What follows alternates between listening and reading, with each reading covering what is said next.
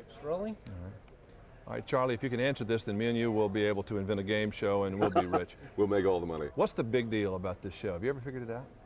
Yeah, long time ago. Everybody can play it.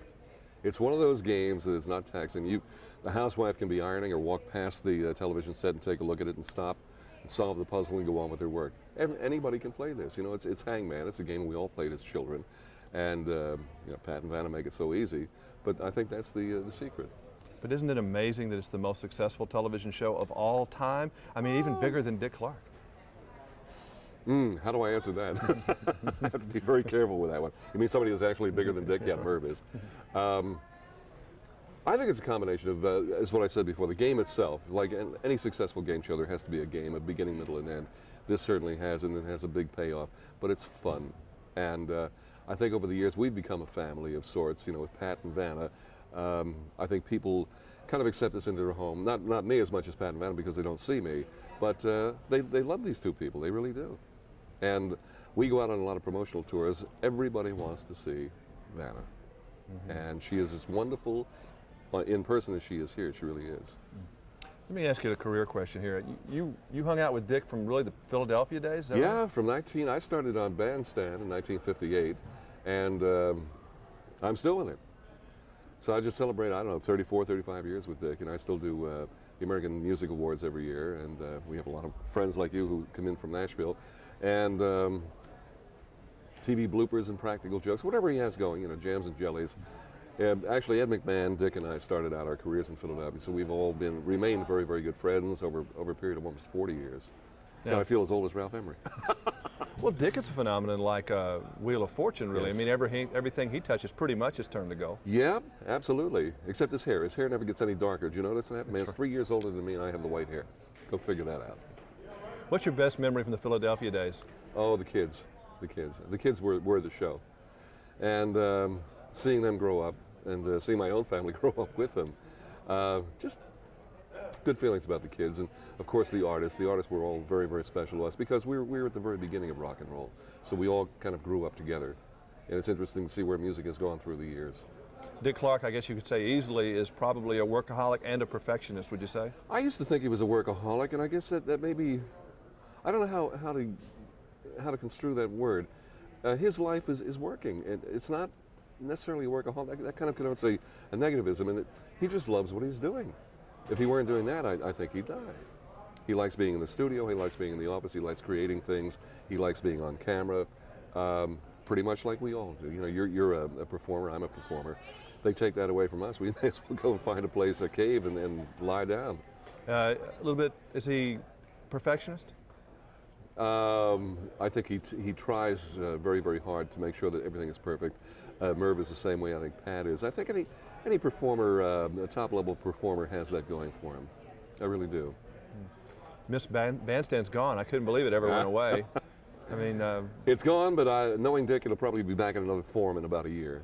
American Music Awards are ultra successful. In fact, they're higher rated than the Grammys, I believe. Yeah, that doesn't thrill some people in the industry, but I mean, I know that. But I think we go into our 18th year. When we first started with the show, everybody was scratching their head saying, gosh, is this thing going to happen? A lot of the artists never showed up, those who were receiving the awards, but now it is a bona fide, big-time award show. And to be a recipient of an American Music Awards trophy is a big thing. It really is. And everyone, it's international.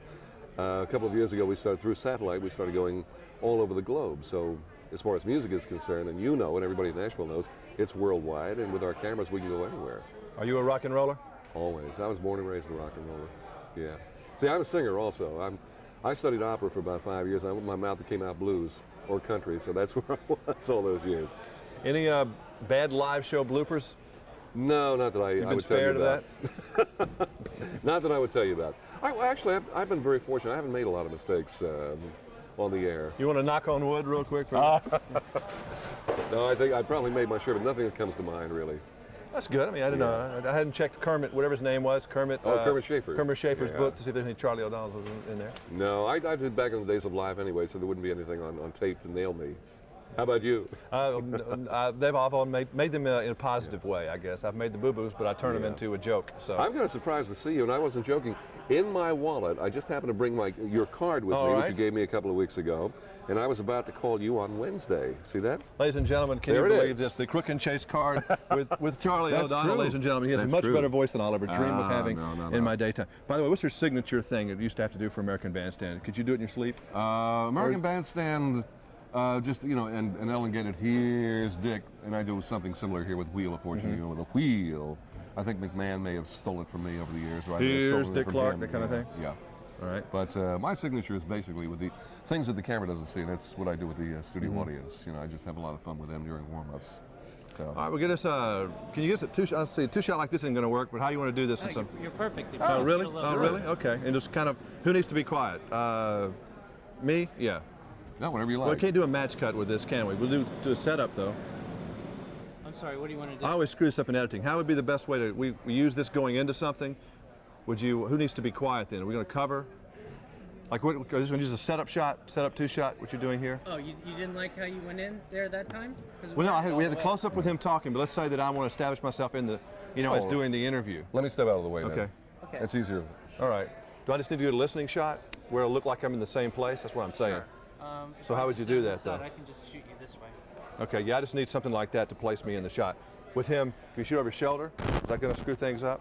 Oh, okay. See, that's the problem with us being up like this. I was trying to get an over the shoulder or something like that. Okay, stand right where you were. Okay, And Charlie, go back where you were. Sure.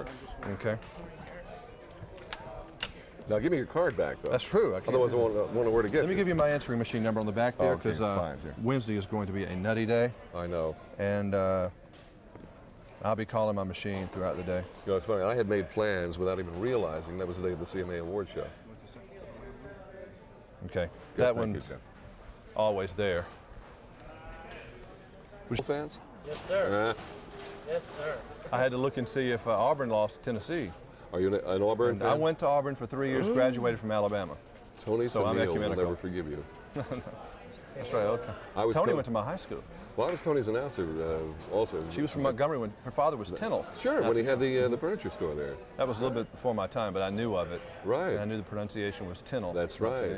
Do you know her sisters also? Don't think so. Yeah. I was hoping she would be here. She's the sweetest girl in the world, a major, major talent. But she hasn't really scratched the surface of what she can do. John Dusseldorf also went to high school the same time she did, down in Denver. I ran into. I always like two shots. Okay, you ready? Sure. Yep. Look here, is that, or look at him? That's good right there. All right. Charlie, have you ever figured out what the deal is on why Wheel of Fortune is such a big show? Okay, rolling. Charlie, have you ever figured out why Wheel of Fortune is so successful? Beats the hell out of me. Is Dick Clark really beat you before most shows to get Yes, you in line? yes. Good. Give me a letter. A little louder. Good. Don't forget. Really belt it out. Gotta hear that letter. Okay, Sherry, follow through with it.